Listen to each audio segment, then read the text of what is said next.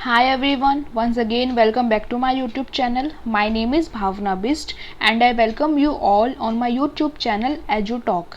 So friends, आज की इस वीडियो में हम बात करने वाले हैं दिल्ली दरबार की। ठीक है, सो मैं आपको बताऊंगी कि दिल्ली दरबार क्या होते थे। इनको आप हिंदी में दिल्ली दरबार बोलते हैं और इंग्लिश में दिल्ली दरबार। ओके, और हमारे इंडिया में, हमारे दिल्ली में दिल्ली दरबार 3 बार हो चुके हैं और कब कब हुए हैं वो मैं आपको बता देती हूँ। फर्स्ट हुआ था 1877 में, फिर इसके बाद एक 1903 में हुआ था, फिर लास्ट जो था वो हुआ था 1911 में। जो इसमें से अगर आप लोगों से पूछा जाए कि इन तीनों में से सबसे इम्पोर्टेंट, मोस्ट सिग्निफिकेंट कौन सा था, तो वो था 1911 वाला। और वो क्यों था वो मैं आपको बताऊंगी अपनी नेक्स्ट वीडियो में। इस वीडियो में आज हम जानेंगे 1877 का और 1903 का दिल्ली दरबार। ठीक है, उससे पहले मैं आपको बताती हूँ कि दिल्ली दरबार क्या होता है। देखो, जब आपको पता है कि हमारे इंडिया पे ब्रिटिशर्स का रूल था, तो ब्रिटिशर्स एक दिल्ली दरबार ऑर्गेनाइज करते थे। हालांकि उनकी कैपिटल जो थी वो कैलकाटा थी, लेकिन जो उनका दरबार था वो दिल्ली में ऑर्गेनाइज होता था। तो क्या होता था कि एक था कोरोनेशन पार्क, जो आज भी है, आप वहाँ पे विज़िट कर सकते हैं। कोरोनेशन पार्क में ये लोग अपने दिल्ली दरबार ऑर्गेनाइज करवाते थे, जिसमें बहुत खर्चा होता था। तो उसमें क्या होता था कि बहुत सारे लोगों को इकट्ठा किया जाता था। अलग अलग प्रिंसेस, प्रिंस, जितने भी राजा हैं, नोबल मैन हैं, जितने भी लैंडलॉर्ड्स हैं, सबको इनवाइट किया जाता था। और वहाँ पे जब जो उनके नए राजा बनते थे, जो किंग एंड क्वीन बनती थी, उनका कोरोनेशन होता था, यानी कि उनको ताज पहनाया जाता था। ठीक है, आप मान सकते हैं कि दिल्ली दरबार एक मास असेंबली हुआ करती थी, जिसमें इन लोगों को कोरोनेशन हुआ करता था, यानी कि इन लोगों को ताज पहनाया जाता था कि आज से आप इंडिया के, यानी कि ब्रिटिश इंडिया के राजा और रानी है। आई होप आपको समझ में आ गया होगा कि दिल्ली दरबार क्यों ऑर्गेनाइज होता था और क्या होता था। हम बात करेंगे आज कि 1877 का जो दिल्ली दरबार था वो क्या था। उससे पहले आपको जानने की ज़रूरत है कि उस समय के वायसराय कौन थे। तो वायसराय थे उस समय के लॉर्ड लिटन, आपको उनका नाम याद रखना है। वायसराय चेंज होते रहते थे, तो इस समय जो थे वो थे लॉर्ड लिटन। क्या हुआ था 1877 में, अ ग्रैंड दरबार वॉज हेल्ड एट दिल्ली।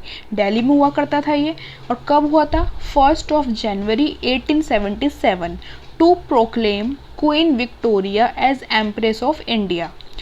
इस समय कोई भी किंग नहीं था, यहाँ पे सिर्फ क्वीन को प्रोक्लेम किया गया था।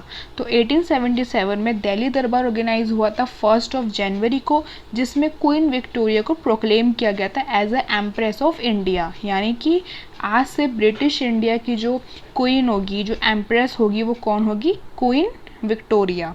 ठीक है, इस दरबार में ये था। She proclaimed with title of Kaiser ए हिंद।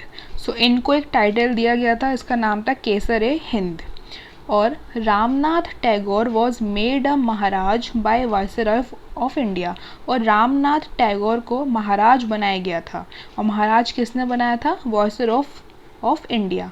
क्योंकि इस समय कोई भी किंग नहीं था, सिर्फ क्वीन को प्रोक्लेम किया गया था, इसलिए रामनाथ टैगोर को वायसरॉय ऑफ इंडिया ने एक महाराज का टाइटल दे दिया था। ठीक है, सिंपल सी बात है, आपको ये समझना है कि फर्स्ट दिल्ली दरबार हुआ था 1 जनवरी 1877 में, जिसमें क्वीन विक्टोरिया को as a empress of India, यानी कि ब्रिटिश इंडिया की रानी के रूप में प्रोक्लेम किया गया था। तो ये था दिल्ली दरबार। उस समय के वायसरॉय कौन थे, लॉर्ड लिटन, इनका नाम आप याद रखना। ठीक है, अब हम मूव करते हैं दिल्ली दरबार 1903 की तरफ। इसमें वायसराय कौन थे, लॉर्ड कर्जन, इनका नाम आप याद रखना। Held to celebrate the succession of King Edward seventh and Queen Alexander as emperor and empress of India. Queen Victoria के बाद 1903 में एक दिल्ली दरबार फिर ऑर्गेनाइज होता है, और उसमें किंग कौन बनते हैं, Edward seventh and Queen Alexander. इसमें किंग और क्वीन दोनों थे। ये हुआ था इंडिया के एम्परर और एम्प्रेस को इलेक्ट करने के लिए, ठीक है। इलेक्ट क्या मतलब एक तरीके से उनको ताज पहनाने के लिए और पूरी पब्लिक को इन्फॉर्म करने के लिए कि आज से ब्रिटिश इंडिया के क्वीन एंड किंग, एम्परर और एम्प्रेस ऑफ ब्रिटिश इंडिया ये दोनों होंगे। आपको नाम याद रखना है, ठीक है। दिस वॉज अ ग्रैंड दरबार।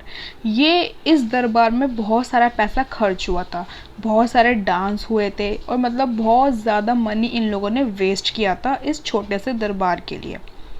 Indians thought that Britishers are wasting Indian money in their coronation and दरबार।